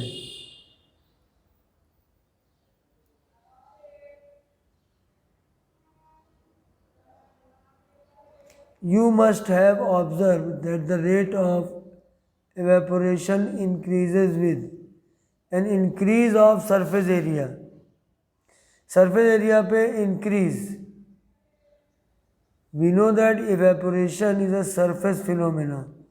If the surface area is increased, the rate of evaporation increases.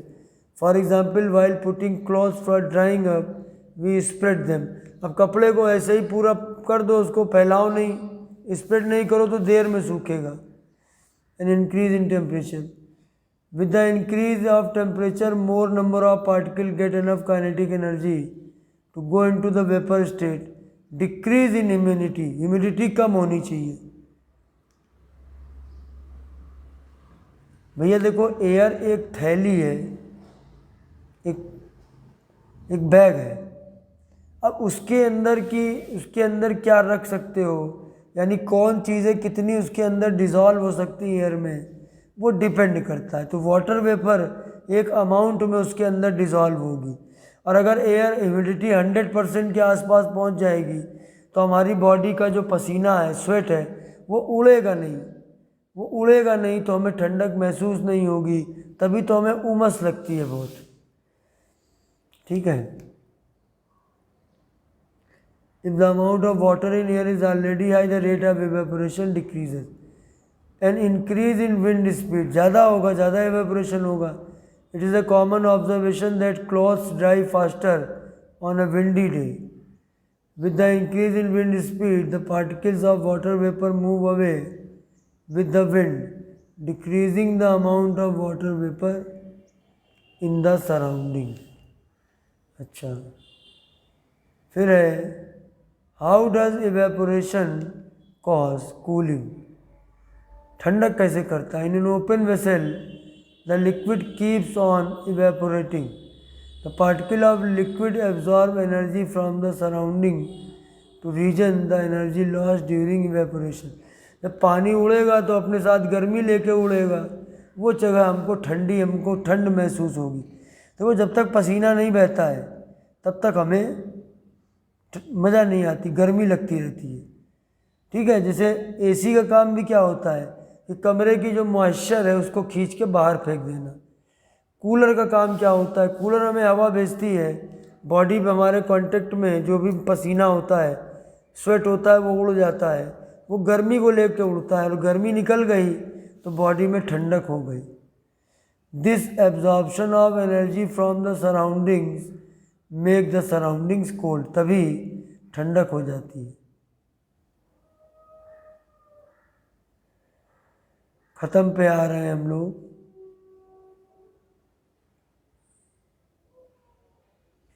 ये एक्सपेरिमेंट हो गए। अच्छा,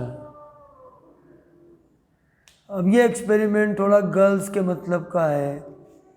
तो आजकल तो कुछ लड़के भी nail polish, oh my God, वो भी करते हैं।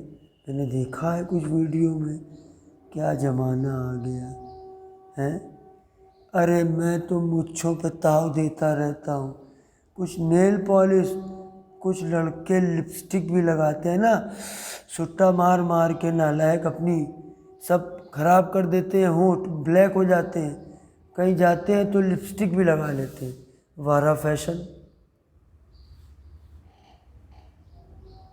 When you pour some acetone nail polish remover, देखो बच्चों एसीटोन का फॉर्मूला लिख लो, CH3CO CH3, ये होता है एसीटोन, और ये नेल पॉलिश रिमूवर इसी का बना होता है। नेल पॉलिश रिमूवर में यही यूज़ होता है। On your palm, particle gain energy from your palm or surrounding and evaporate causing the palm to cool feel.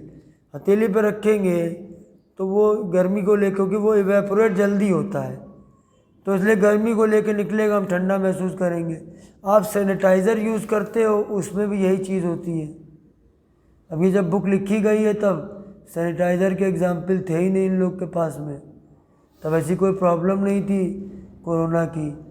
After a hot sunny day people sprinkle water, हम लोग sprinkle करते हैं, पानी के रबर पाइप ले लेते हैं, उससे पानी छिड़क देते हैं आसपास रूफ पे या ओपन ग्राउंड पे, because the large latent heat of vaporisation of water, water की लेटेंट हीट ऑफ वेपोराइजेशन काफ़ी ज़्यादा होती है, तो पानी जो इवेपोरेट होता है अपने साथ भारी गर्मी लेके निकलता है, तो वो हिस्सा ठंडा हो जाता है।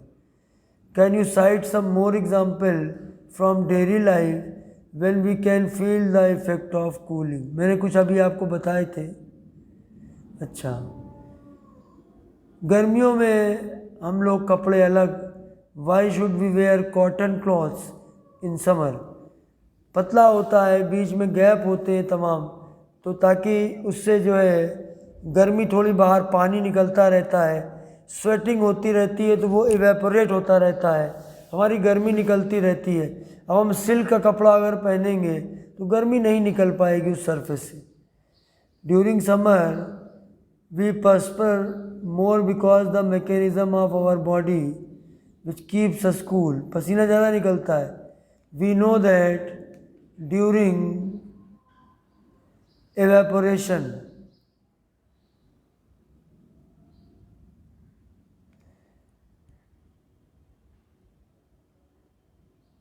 the particle at the surface of liquid gain energy from the surrounding or body surface and change into vapor. The heat energy equal to latent heat of vaporization is absorbed from the body, leaving the body cool. Cotton, being a good absorber of water, helped in absorbing the sweat and exposing it to atmosphere for easy evaporation. ठीक है ना. और आप देखिए ये इधर थोड़ा सा ये बचा है. पानी की बोतल में, अब ये बोतल रखे देखिए वक्त हो गया है, फिर भी मैं नज़दीक लाता हूँ, आपको यहाँ पर पानी नज़र आएगा. तो ये पानी की बोतल ठंडी थी, आसपास का जो वाटर वेपर है वो इसमें आके चपक गई और वाटर वेपर जो मॉलिक्यूल पार्टिकल्स हैं वो कंडेंस हो गए और वो लिक्विड की फॉर्म में हो गए. और आप कार वगैरह में बैठते हो तो उसमें भी आप देखते हो सामने वाले ग्लास पे कैसे फॉग इकट्ठा हो जाता है. ठीक है, इस समय बारिश में भी ये चीज़ होती है. Why do we see water droplet on the outer surface of a glass containing ice cold. मैं छोटा था, जब मैं छोटा बच्चा था बड़ा शरारत करता था. क्या शरारत करता था? मुझे लगता था कि ये जो पानी की बोतल है इसको भी पसीना आ रहा है. मुझे भी आता था, उसको भी आता था, गर्मी बहुत है. ठीक है, लेकिन तब मैंने गौर नहीं किया कि सर्दियों में कोई फ्रिज का इस्तेमाल करता नहीं था, ठंडे पानी का यूज़ करता नहीं था. Let us take some ice cold water in a tumbler. Tumbler का मतलब गिलास होता है. Soon we will see water droplets on the outer surface of the tumbler. The water vapor present in the air on coming in contact with the cold glass of water loses energy and gets converted into liquid state, which we see as water droplets. है ना, ये question तो हमें करने नहीं है अभी. अब ये हमारा जो थोड़ा सा बचा है, छोटा हो जाता हूँ.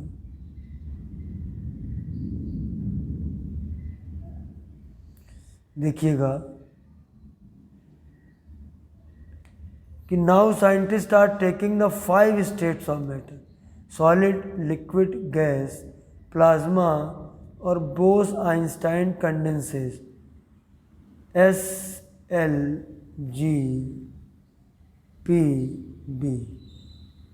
Solid, liquid, gas, plasma, Bose-Einstein condensate. Plasma. The state consists of super energetic and super excited particles. These particles are in form of ionized gas. कोई गैस होगी, जैसे मान लो हाइड्रोजन गैस है, इसके अंदर से इलेक्ट्रॉन निकल गया, इलेक्ट्रॉन E-, और अब इस पे H2 पे एक पॉजिटिव चार्ज आ गया. ठीक है, इलेक्ट्रॉन नेगेटिव होता है, नेगेटिव निकल गया तो बचे पे एक पॉजिटिव चार्ज आ गया. क्योंकि लेफ्ट हैंड साइड का टोटल चार्ज 0 है, क्योंकि यहाँ कुछ लिखा नहीं है, तो राइट हैंड साइड का भी टोटल 0 होना चाहिए. ये गैस हमारी हो गई आयोनाइज्ड. अगर कभी किसी मॉलिक्यूल पे या किसी पार्टिकल पे कोई चार्ज होगा प्लस या माइनस तो वो आयनाइज्ड हो जाएगी. तो यहाँ पर गैसेस आयनाइज्ड होती हैं. The fluorescent tube and neon sign bulb. चमकदार घरों में लाइट शोरूम वगैरह में लगी होती है, हम लोग घरों में भी लगाते हैं. पिंक कलर है, रेड कलर है, अलग अलग कलर. और जो होर्डिंग्स वगैरह रात में चमकती हुई चमचमाती हुई देखते हैं, उसके अंदर CFL नहीं लगी होती है, नियॉन साइन बल्ब. नियॉन जो होता है एक इनर्ट गैस है, और नियॉन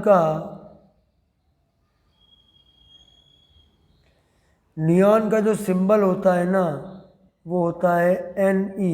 लिख लीजिएगा, ये एक इनर्ट गैस है.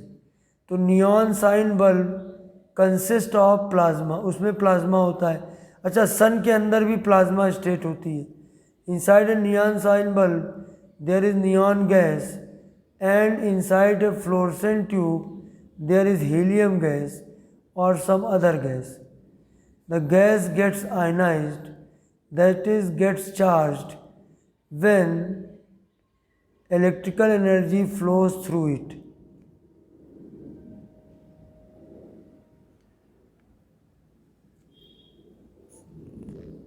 ठीक है, this charging up creates a plasma glowing inside the tube or bulb. The plasma glows with a special color depending on the nature of gas. Sun and star glow because of the presence of plasma in them. इनकी चमक का कारण ही ये plasma है। The plasma is created in star because of very high temperature. और अब इन्हीं कुछ साइंटिस्ट के नाम हैं,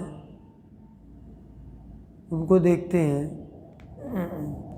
सत्येंद्र नाथ बोस के नाम पे बोस और Einstein. Condensate. In 1920 Indian physicist S.N. Bose, Satyendra Nath Bose had done some calculation for a fifth state of matter.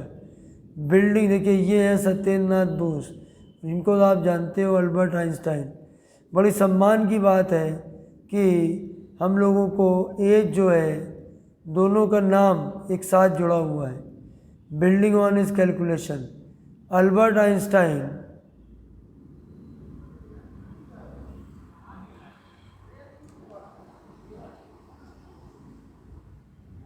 Albert Einstein predicted a new state of matter, Bose-Einstein condensate (BEC) in 2001।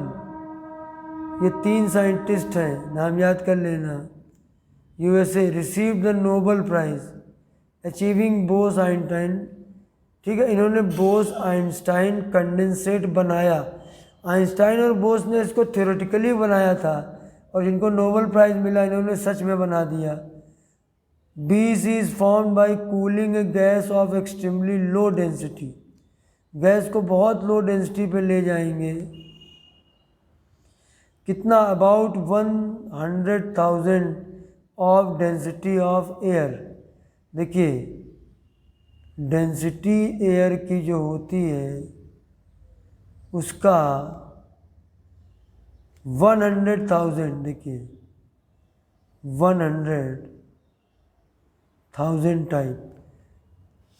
ये density air की काफ़ी कम होती है और उसका इतना कम कर दो तो काफ़ी कम हो जाएगी।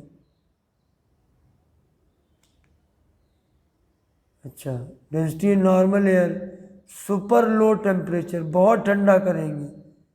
यू कैन लॉग ऑन, या इस वेबसाइट पे जाके देख सकते हो।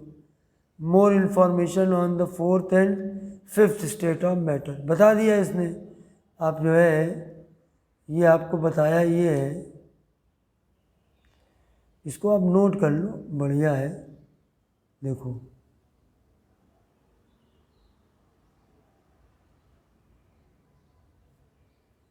ये है www.chem4kids.com।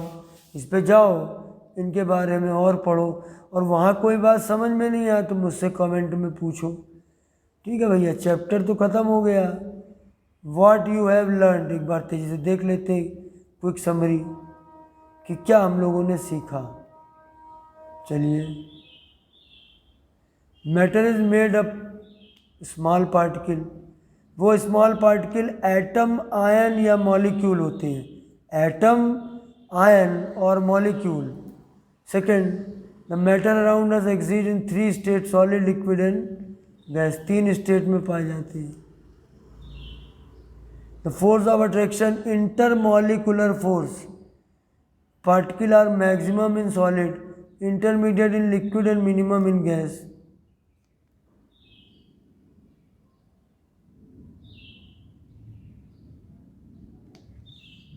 The space between constituent particle and kinetic energy of particle are minimum in case of solid। Solid में जो पार्टिकल के बीच का स्पेस होता है और काइनेटिक एनर्जी होती है सबसे कम होती है। लिक्विड में मिड रेंज में और गैसेस में सबसे ज़्यादा होती है। Arrangement of particle is most ordered in the case of solid. सबसे ज़्यादा वेल ऑर्डर्ड होते हैं सॉलिड। लिक्विड थोड़े आवारा, layer of particle can slip and slide over each other, while for gases there is no border, particle just move about randomly, वो बिल्कुल ही आवारा हो जाते हैं। The state of matter are interconvertible, एक दूसरे से चेंज कर सकते हैं। The state of matter can be changed by changing temperature or pressure, temperature या प्रेशर को चेंज करके चेंज कर सकते हैं। Sublimation is the change of solid state directly to gaseous state without going through liquid state. Deposition is the change of gaseous state, gas से direct solid हो जाता है, लिक्विड स्टेट इसमें भी नहीं आती है। Boiling is a bulk phenomena, particle from the bulk of the solid liquid change into, यानी सारे पार्टिकल चेंज हो जाते हैं। Evaporation is a surface phenomena, particle from the surface gain enough energy to overcome, ये सब बता चुका हूँ। The rate of evaporation depend on the surface area expose to atmosphere temperature, humidity and wind state. चार बातें याद करिए। Evaporation causes cooling, latent heat of vaporisation is heat energy required to change 1 kg of liquid to gas at atmospheric pressure at its boiling point. अच्छा, latent heat is the, definition याद कर लेना, amount of heat required to change 1 kg of solid into melting point. और ये last में चलते चलते आपसे कहा गया है यूनिट टेम्परेचर की केल्विन, लेंथ की metre, mass KG kilogram, weight newton, volume cubic metre, density kilogram per cubic metre, pressure pascal, और ये इनके सिंबल हैं, इसको आप लर्न कर लीजिए। अब चलते हैं हम लोग, इसके बाद चैप्टर हो गया तो वाइट बोर्ड की तरफ चलते हैं। वाइट, चलिए अब चलते हैं वाइट बोर्ड की तरफ और करते हैं डिटेल्ड एक्सप्लेनेशन। क्या क्या चीज़ें मैं यहाँ पर आपको बताने जा रहा हूँ। तो जैसे पहला मैंने लिया सॉलिड लिक्विड गैस का कंपैरिजन। देखिए यहाँ पर पहले लिख देता हूँ प्रॉपर्टी, कॉपी में बना लीजिएगा। यहाँ लिख दिया मैंने सॉलिड, यहाँ लिख दिया लिक्विड और यहाँ लिख दिया गैस। ठीक है, तो किससे किससे मिलकर बने हैं, क्या क्या चीज़ें इसके अंदर हैं। तो सबसे पहले हम बात करते हैं मास। सॉलिड का मास फिक्स्ड, लिक्विड का मास फिक्स्ड, गैस का मास फिक्स्ड, तीनों के मास फिक्स्ड। मास किसी का चेंज नहीं होता। वॉल्यूम सॉलिड फिक्स्ड, लिक्विड का भी फिक्स्ड। अक्सर बच्चे कंफ्यूज हो जाते हैं, उनको लगता है कि लिक्विड का वॉल्यूम फिक्स नहीं है, लेकिन लिक्विड का वॉल्यूम फिक्स्ड होता है। गैस का वॉल्यूम फिक्स्ड नहीं होता है। गैस जिस वेसल में, जिस पॉट में रखोगे उसी के वॉल्यूम के इक्वल हो जाएगा। तीसरी चीज शेप, सॉलिड का फिक्स्ड बदलता नहीं है, लिक्विड का फिक्स नहीं, गैस का भी फिक्स नहीं। ठीक है, लिक्विड को और गैस को जिस शेप के वेसल में रखोगे वो उसी शेप के हो जाएंगे। फिर देखिए इंटर पार्टिकल फोर्स। आपके सामने एक मार्कर है। मार्कर का ये मटेरियल प्लास्टिक का बना हुआ है। अगर ये कैप हमने इतनी ले ली तो ये कैप को अगर हम छोटे छोटे पार्ट में देखें तो ये बहुत सारे मॉलिक्यूल से मिलकर बना है। एक वो मॉलिक्यूल एक दूसरे से जुड़े हुए हैं, एक फोर्स से जुड़े हुए हैं, उसी को बोलते हैं inter particle force. Inter molecular force भी बोल सकते हैं और जनरली बोलते हैं इंटर पार्टिकल फोर्स। तो इंटर पार्टिकल फोर्स सॉलिड में मैक्सिमम होता है, सबसे ज़्यादा, और गैस में मिनिमम। गैस मॉलिक्यूल, एक मॉलिक्यूल को दूसरे से कोई मतलब नहीं रहता है और इनमें मिड रेंज में आते हैं। तो हमें लैंग्वेज में लिखना है तो लिखेंगे in solid there is maximum interparticle force when we compare solid with liquid and gas. Highest इसमें, लोवेस्ट इसमें, मिड रेंज में, इसको आप हाईएस्ट इंटर पार्टिकल फोर्स सबसे ज़्यादा, इसको लोवेस्ट ऐसे भी लिख सकते हो। अच्छा, फिर पार्टिकल के बीच का गैप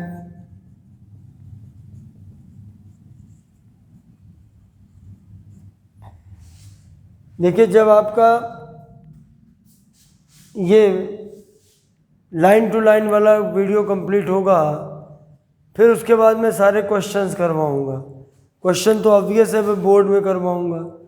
उसके बाद फिर मैं अपने तरीके से उस चैप्टर को कराऊंगा डिटेल में। फिर मैं अपने तरीके से करवाऊंगा समरी।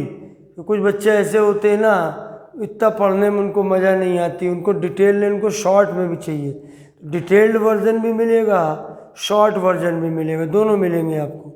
हर तरह की चीज़ आपको मिलेगी, ठीक है। Inter particle force, inter particle space, particle के बीच का स्पेस, तो इसमें होता है सबसे कम मिनिमम, ये तो मिड में होता है, इसमें होता है मैक्सिमम। सबसे ज़्यादा स्पेस गैसेस में होता है।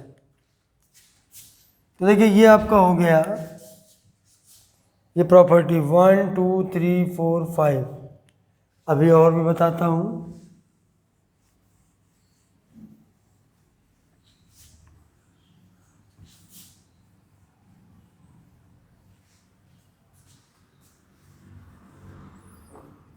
अच्छा, फिर जैसे प्रॉपर्टी में हम लें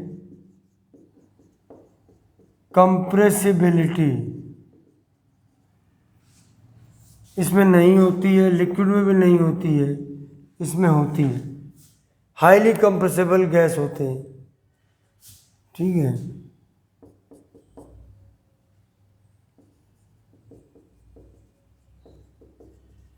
डिफ्यूजन इन लिक्विड, अगर लिक्विड में कोई सॉलिड डाल दो वो फैल जाता है, लिक्विड डालो वो भी फैल जाता है, गैस भी फैल जाती है। तो ये आपका स्लोवेस्ट होता है, स्लोवेस्ट रेट, ये मिड रेंज में होता है और ये फास्टेस्ट होता है। तो मैंने आपको कुछ पॉइंट बना के इनके बीच का कंपैरिजन कर दिया, ठीक है। तो देखिए, पहला वाला हमारा हो गया।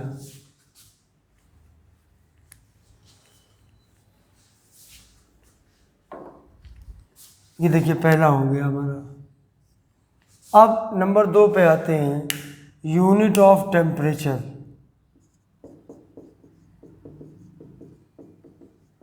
देखिए,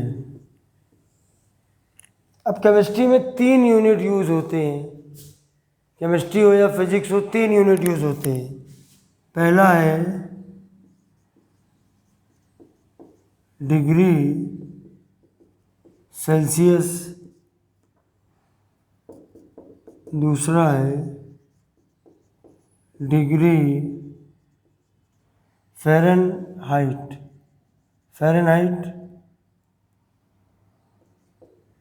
और तीसरा होता है केल्विन।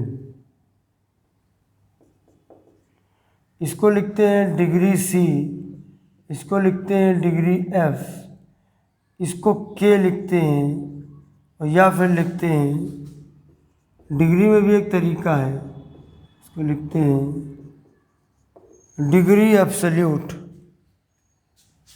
क्या लिखते हैं? Degree absolute. तो कभी कभी इसको ऐसे डिग्री ए लिख देते हैं। ये अक्सर बच्चे जो है कंफ्यूज हो जाते हैं। अच्छा, इनके बीच के रिलेशंस भी आपको आने चाहिए। देखिए, पहला रिलेशन है C equal to C plus 273 equal to K। देखिए, ये पहला फॉर्मूला है। ये सेल्सियस में टेम्परेचर है, ये केल्विन में है। सेल्सियस के टेम्परेचर को केल्विन में बदलना है, 273 ऐड कर दो। देखो, एक्चुअल में वैल्यू होती है, ये वैल्यू होती है 273.15, लेकिन इसको राउंड ऑफ करके ये देखिए नियरली इक्वल का साइन है। या तो हम ऐसे बनाएं, एक क्लियर और एक ये, या फिर दोनों को ऐसे बना दें। तो ये नियरली इक्वल का सॉल्व है, तो ये 273 है। फॉर कैलकुलेशन पर्पस, अगर कैलकुलेशन को थोड़ा ईजियर करना है तो हमारे लिए अच्छा है कि हम ये वैल्यू लेके चले 273। एक्चुअल में होता ये है। एक देखिए फॉर्मूला ये होगा, दूसरा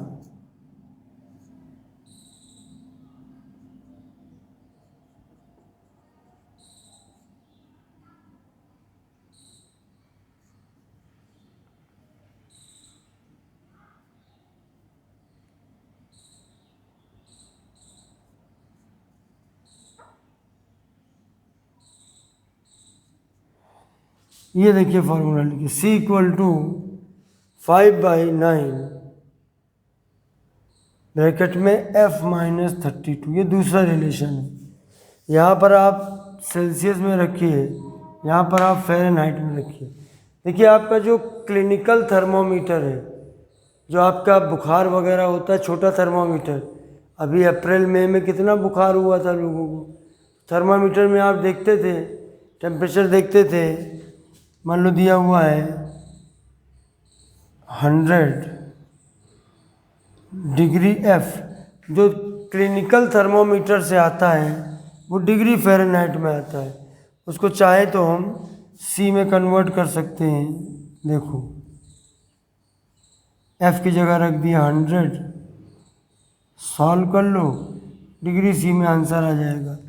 तो एक टेम्परेचर को दूसरे टेम्परेचर में हम इस तरह के फॉर्मूले लगा के कन्वर्ट कर सकते हैं आराम से। ठीक है, फार्मूले हमको लगाने पड़ेंगे। तो ये 2 फार्मूले हो गए। ये 3 यूनिट आप लेके चलना। इसमें जो मेन यूनिट है वो केल्विन है। केल्विन क्या है? ये SI यूनिट है। केमिस्ट्री में हर जगह यही केल्विन वाला टर्म ही चलेगा। ठीक है, SI का मतलब S से सिस्टम और I से इंटरनेशनल सिस्टम ऑफ यूनिट्स। तो देखिए, ये हमारा ये भी हो गया कंप्लीट। अब boiling point and melting point.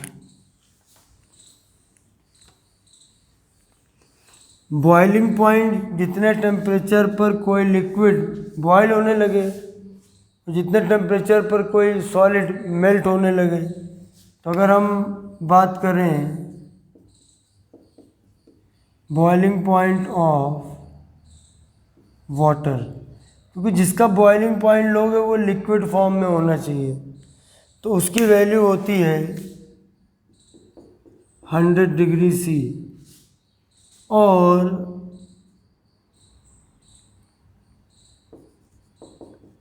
Melting point of ice, ये सॉलिड फॉर्म में है, ये होता है 0 degree C. Boiling point of water 100 degree C, melting point of ice 0 degree C. इसमें 273 ऐड कर दो,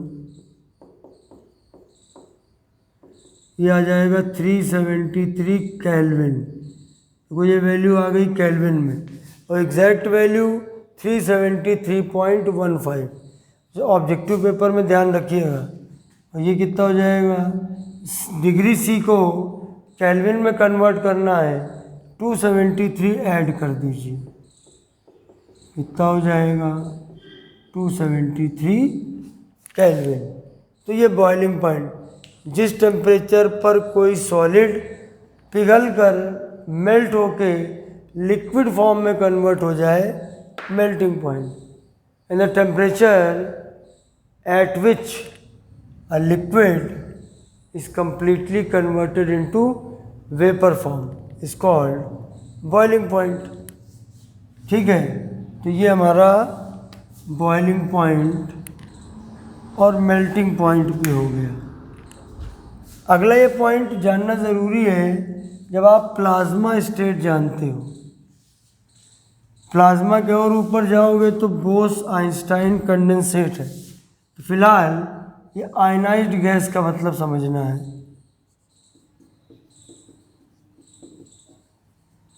देखिएगा, मान लीजिए एक चेम्बर में हमने हीलियम गैस ली और उसके कांटेक्ट में इलेक्ट्रिक करंट को लाए, तो वो एनर्जी है। अब हीलियम के अंदर दो इलेक्ट्रॉन होते हैं, क्या हुआ, एक इलेक्ट्रॉन निकल गया। जैसे कोई रिएक्शन लिखते हैं तो ये इक्वल टू दो चीज़ें बन रही हैं, एक तो इलेक्ट्रॉन निकला, दूसरे हीलियम जिससे एक इलेक्ट्रॉन निकल जाएगा उस पर एक प्लस चार्ज आ जाएगा। तो ये हीलियम आयनाइज्ड हो गई, आयनाइज्ड हीलियम। इसके ऊपर चार्ज आ गया, अगर चार्ज आ जाएगा तो आयनाइज्ड। जैसे मान लो नाइट्रोजन गैस है, अगर हीलियम के पास देखेंगे तो टोटल 2 इलेक्ट्रॉन है, इसके पास देखेंगे तो टोटल, अभी आगे के चैप्टर में पढ़ोगे ये कैसे आता है नंबर, लेकिन इसके पास 14 इलेक्ट्रॉन है। जब इसको एनर्जी मिली तो इससे इलेक्ट्रॉन निकल गया बाहर, एक अगर निकलेगा बन जाएगा N2+, इसका नाम होगा आयनाइज्ड नाइट्रोजन। इन्हीं गैस की वजह से एक खास तरह की चमक होती है प्लाज्मा स्टेट में, तभी इनको ग्लोसाइन वगैरह में जो हो आपके, वो ग्लोसाइन कह रहा हूँ, जो आपके होर्डिंग्स वगैरह होती हैं एडवर्टीजमेंट की, नियॉन, उसके अंदर बल्ब के अंदर, उसके अंदर प्लाज्मा का खेल होता है, चमकदार रोशनी। और सनलाइट में भी सन के अंदर इस तरह की गैसेस आयनाइज्ड फॉर्म में होती हैं। इंटर पार्टिकल फोर्स, ये टर्म, इसके बारे में एनसीईआरटी में कुछ नहीं बताया गया है, ये अच्छी बात नहीं है, ये आपको मालूम होना चाहिए, मैं आपको सब बताए दे रहा हूँ। इंटर पार्टिकल फोर्स, देखिए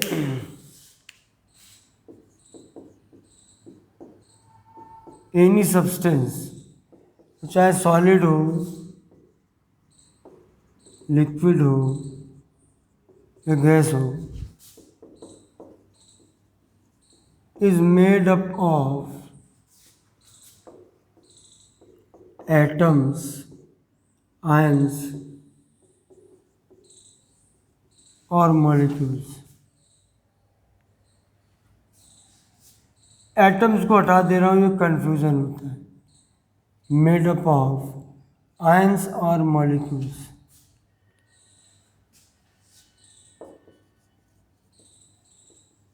The forces between these particles are called inter particle forces. मैंने अभी बताया आपको, कोई भी चीज़ आप लेते हो ऐसे बिखरी बिखरी तो नहीं है। अभी आपको वाइट बोर्ड दिख रहा है, इस पर माइका लगा हुआ है, वो भी मॉलिक्यूल से मिलकर बना है। मॉलिक्यूल से मिलकर बना है। मॉलिक्यूल एक दूसरे से फोर्स से बंधे हुए हैं। अगर उन फोर्स को ओवरकम करना है तो उन फोर्स से ज़्यादा हमको फोर्स अप्लाई करनी होगी। अब मैं इस पर हाथ मार रहा हूँ, ये नहीं टूट रहा है, लेकिन खली आएगा, मुक्का मारेगा तो ये टूट जाएगा, चटक जाएगा। एक हैमर लेके मैं भी मारूंगा तो चटक जाएगा, क्योंकि वो इन पार्टिकल के फोर्स से ऊपर निकल जाएगा। अब देखो, अगर हमारे आयंस हैं, बिटवीन आयंस और बिटवीन मॉलिक्यूल्स, आयंस के बीच में जो चलेगा उसको बोलेंगे इंटर आयोनिक फोर्स। जैसे इंडिया और इंग्लैंड का टेस्ट मैच अभी सीरीज चल रही है, तो ये इंटरनेशनल क्रिकेट इवेंट है। इंटरनेशनल, नेशन के बीच में होने वाला। वैसे ही इंटर आयनिक, आयन के बीच में होने वाला इंटर आयनिक फोर्स, या अगर मॉलिक्यूल है इंटर मॉलिक्यूलर फोर्स। और अगर क्लियर ना हो कि वो सब्सटेंस एटम से आयन से मिलकर बना है या मॉलिक्यूल से मिलकर बना है, तो उसको आप इंटर पार्टिकल फोर्स कह देंगे। अब देखिए, आपका ये चैप्टर कंप्लीट हो गया पूरा। एनसीईआरटी लाइन टू लाइन हो गया, बाद में उसका डिटेल्ड एक्सप्लेनेशन भी हो गया। तो फिर बहुत जल्द मिलेंगे आप लोगों के लिए अलग वीडियो लेके, और अब की बार मिलेंगे तो इस चैप्टर के सारे क्वेश्चंस मैं ख़त्म करा दूंगा। तब तक के लिए दिल से बहुत बहुत धन्यवाद। जय हिंद।